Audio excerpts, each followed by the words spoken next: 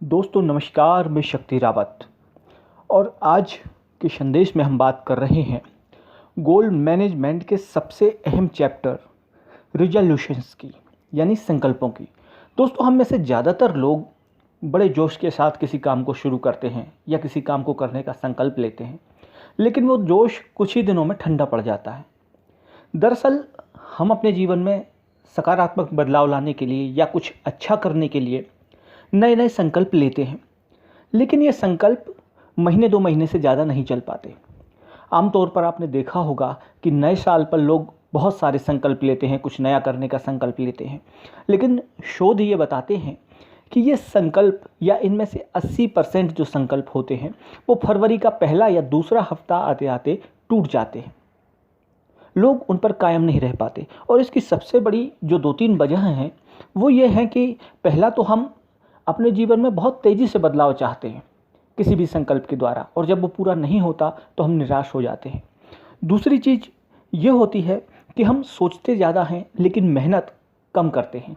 और तीसरी चीज़ ये होती है कि हम किसी संकल्प के द्वारा क्या चाहते हैं ये तो हमें पता होता है, लेकिन क्यों चाहते हैं इस बात का जवाब हम में से ज़्यादातर लोगों के पास नहीं होता है। उदाहरण के तौर पर आप अपना वज़न कम करना चाहते हैं, तो क्यों वज़न कम करना चाहते हैं, किस लिए चाहते हैं, इसका जवाब आपके पास होना ज़रूरी होता है।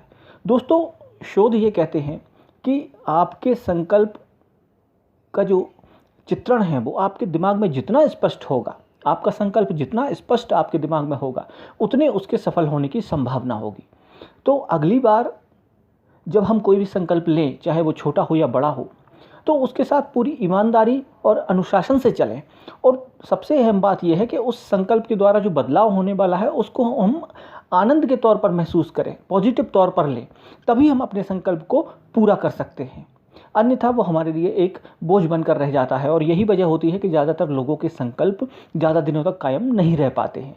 तो अगली बार जब भी संकल्प लें उसके साथ ईमानदार रहें और खुद को और संकल्प को 2 अलग चीज़ें न समझें बल्कि एक समझें और पूरी ईमानदारी और अनुशासन के साथ उस पर काम करें, तो हम निश्चित तौर पर सफल हो सकते हैं। दोस्तों, इस संदेश में सिर्फ इतना ही। अगली बार आपसे फिर मिलूंगा, तब तक के लिए स्वस्थ रहें, सुरक्षित रहें। नमस्कार।